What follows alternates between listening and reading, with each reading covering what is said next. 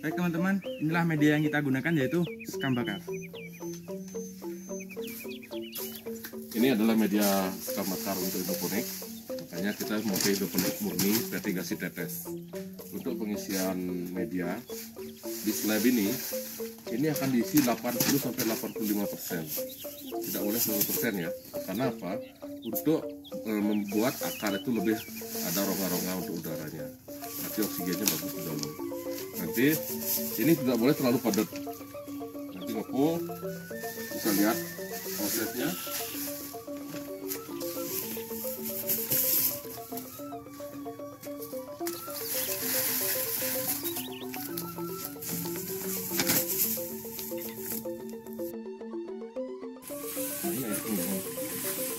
Setelah itu, ini kita rajut pakai strapless ya.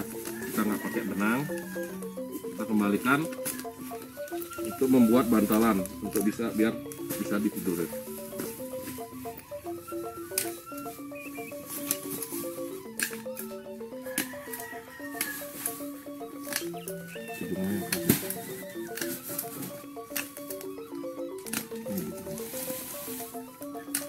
Ini teman-teman saya lihat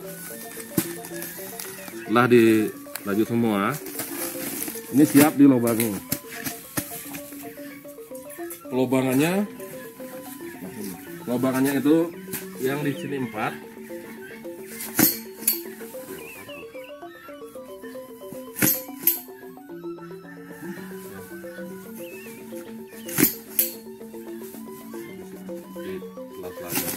Ini zigzag ya.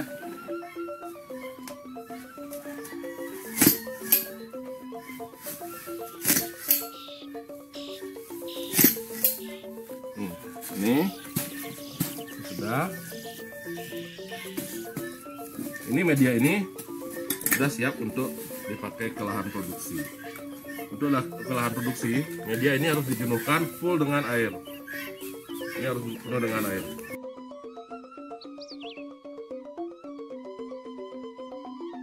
Untuk penyiraman kita lakukan setiap hari. Itu kalau cuacanya panas, itu bisa kita siram 2 kali. Kalau cuacanya sejuk, kita cukup 1 kali. Itu tapi tidak boleh lebih dari jam 9. Jam 9 tanaman sudah disiram. Mereka harus makan nutrisinya dan jam 9 sudah selesai.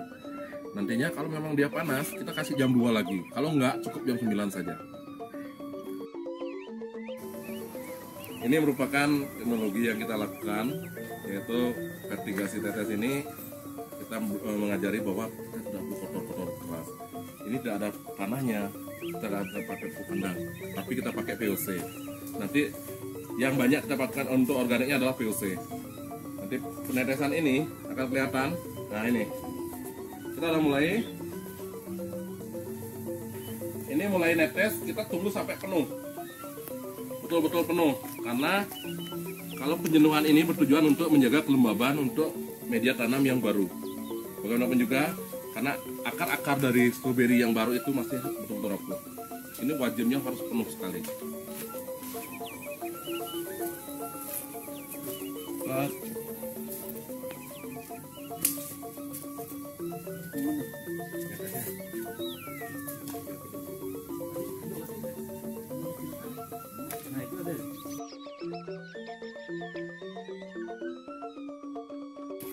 Sekarang saya akan perkenalkan masalah untuk pembuatan bibit.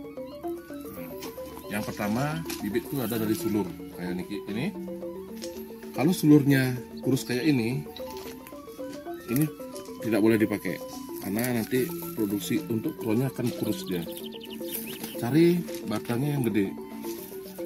Ini bisa lihat batangnya yang besar, sudah ada akar mulai. Ini dengan media sekam bakar yang sudah dijenuhkan. Ini bisa dilihat. Ini harus betul-betul nancep di dalam, tapi kronya nggak boleh kena plastik, biar nggak terikat dia. Nah, ini lihat. Saya lihat akarnya sudah masuk, kronya di luar, ini diikat.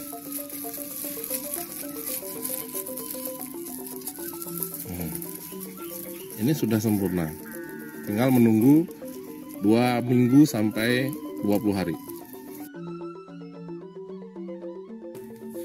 Ini sekarang kita waktunya panen bibit. Ini sudah umur 15 hari, akar sudah sempurna, ini sudah bisa dipanen. Panennya itu gampang, ini sudah bisa panen. Ciri-cirinya adalah akar sudah sempurna, terus kronya sudah bagus, terus airnya sudah hilang. Ini siap dibawa ke tempat produksi. Untuk anak mungkin dilanjutkan untuk panen bibitnya, silakan. Nanti dilanjutkan nanti untuk perawatan bibit. Sebelum mereka dibawa ke tempat produksi, ini akan dirawat. Tanaman yang sudah dipanen, sekarang saatnya harus dirawat dulu. Ini kayak bayi. Ini akarnya masih belum kuat banget ini. Ini sekarang diproses. Bekas potongan tadi disulur, ini harus dihilangin. Daun harus diperjarang. Nanti habis daunnya habis, ini harus dijarangin semua. Ini disisakan 1 atau 2. Sudah cukup karena untuk mengurangi penguapan. Terus ini harus dilobangin. Ini harus dilobangin untuk memasukkan air rendaman ke media, biar media ini betul-betul basah. Nantinya tidak hancur pada waktu penanaman.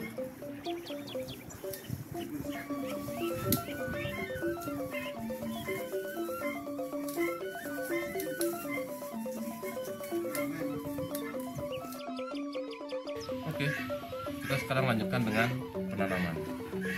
Nanti ini setelah terisi penuh dengan air minumannya, nanti ini di drip ya, karena ini nanti kita dari dilim enggak, kita drip.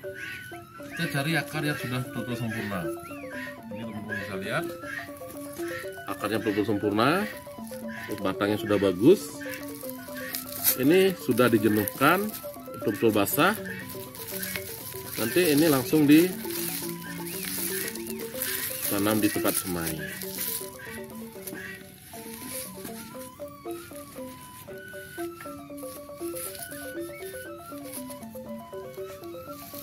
Ini lihat di dalamnya udah penuh air.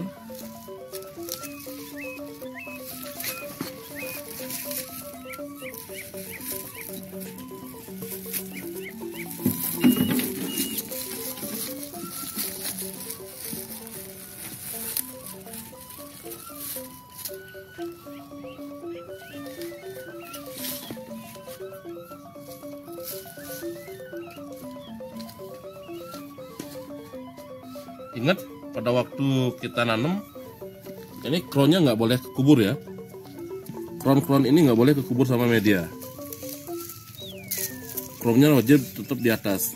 Karena kalau ini kronnya terkubur, nantinya tanaman akan busuk.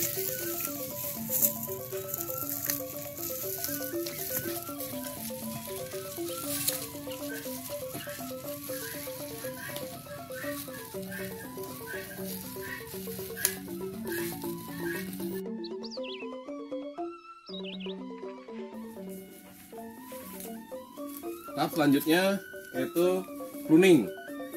Ini bertujuan untuk menjaga tanaman tetap sehat, karena daun-daun tua seperti ini wajib dihilangin untuk menjadikan kron lebih sehat lagi dan pertumbuhan lebih bagus. Setelah pruning ini biasanya akan dia keluar kembali tunas-tunas dan daun-daun yang baru. Nanti untuk memicu pertumbuhan bunga lagi. Ini pruning ini tidak boleh terlalu habis daunnya, karena semakin sedikit daunnya, kronnya akan mengecil. Kita tetap harus memiliki kron-kron yang bagus. Kalau kronnya kecil, otomatis buahnya akan kecil. Kita jaga tanaman ini biar banyak daun rimbun, tapi sehat semua. Tujuan pruning ini bisa dilihat semua, dihabisi daun-daun yang rusak dan tua. Ini tidak boleh sisa, dan perhatikan di pangkal daun, di pangkal kron ini tidak boleh ada bekas-bekas kotoran atau bekas-bekas petikan. Ini untuk memicu tidak adanya jamur di sini. Oke. Oke, pastikan semua tanaman itu bersih. Karena di ujung-ujungnya di crown ini tidak boleh ada bekas-bekas atau hitam-hitamnya, karena itu mengundang jamur. Untuk tanaman yang sudah di kuning, ini akan cepat keluar kron-kron baru. Ini kron-kron baru ini akan muncul dan semakin subur. Ini akan langsung mengundang buah-buahan. Ini dia setelah di kuning, dia akan mulai banyak keluar bunga-bunga baru. Kuning ini dilakukan 2 minggu sekali atau 15 hari sekali. Ini dilakukan, itu rutin, tidak boleh tidak, karena kami di greenhouse kita tidak memakai fungisida, berarti wajib dicari. Minggu sekali kita harus wajib melakukan penyemprotan atas, yaitu spray di atas itu pakai pupuk organik. Ini wajib seminggu sekali.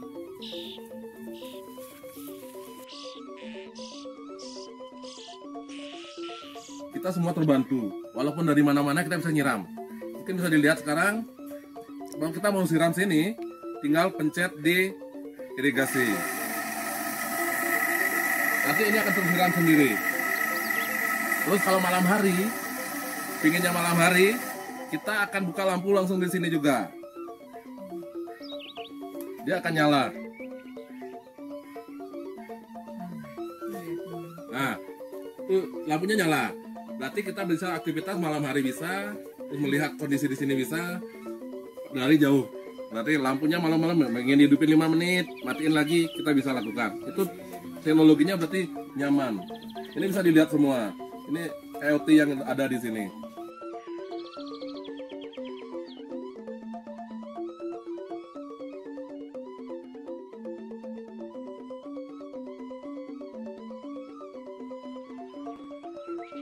Kita ada beberapa olahan di sini, yaitu ada kombucha strawberry. Kombucha strawberry ini adalah memang betul-betul unik karena tidak semua tempat ada. Ini terdiri dari jamur strawberry asli. Ini jamur strawberry asli diisi dengan sari strawberry dan difermentasi selama 14 hari minimal. Untuk menjadikan dia semakin kecut seperti cuka, ini hampir 4 bulan. Setelah 4 bulan dia akan jadi cuka. Kalau untuk minum biasa enaknya itu di umur 14 hari. Ini dipanen, nanti ini bisa dijadikan sirup kombucha. Sirup kombucha ini bisa dibuat unik-unik. Ini bisa dilihat sekarang pembuatan sirup kombuchanya. Dimulai diisi es dulu, terus diisi sirupnya.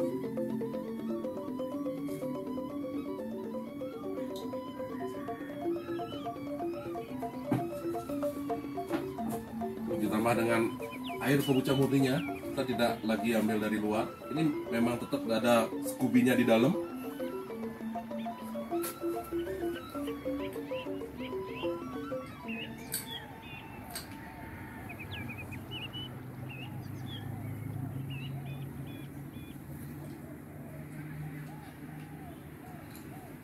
Karena kita sudah tersentuh pariwisata, berarti kita harus wajib melakukan sesuatu yang berbeda, yang harus dicari kelebihan-kelebihan kita.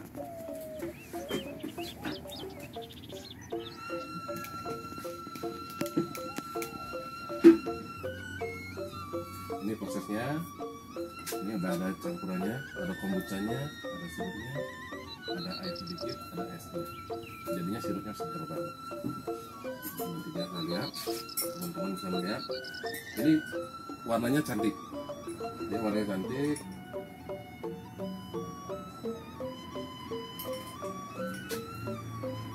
Kita kasih sentuhan yang terakhir, yaitu kita kasih garninya ada strawberry dan bunga, karena ciri khas kita strawberry.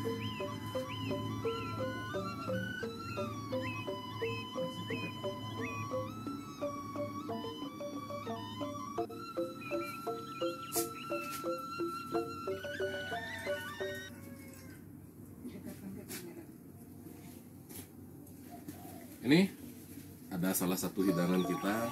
Setiap pengunjung kadang-kadang minta sesuatu yang beda. Ini spesial hanya ada di sini karena memakai jamur stroberi. Ini segar sekali loh, bisa dicoba.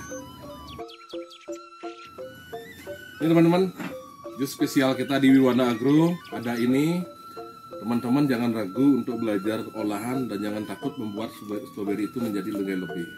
Stroberi yang masih segar dengan nilai yang kurang, kalau sudah diolah, lihat value-nya akan naik. Dari harga 50 dia akan menjadi harga 250.000 sekilo dengan sedikit disentuh dengan olahan. Ini kan ringan, olahan yang paling ringan. Belum lagi olahan kita yang lain. Itu semakin berat ke tingkat prosesnya, itu akan membuat semakin mahal. Ini salah satu produk premium, value-nya tinggi loh, karena ini menjadikan produk yang bagus sekali. Bening, ini wine strawberry Pancasari. Ini kita ada dua, yaitu ada wine yang wine fermentasi yang lebih dari 2 tahun. Yang satunya kita ada punya Sogra. Ini sistem destilasi. Ini 4 bulan sudah bisa dipanen. Nah, ini beda-beda. Kalau pingin yang kecutnya wine betul-betul wine, ini. Kalau pingin yang ada soda sedikit, ada di Sogra. Ini bisa dicoba.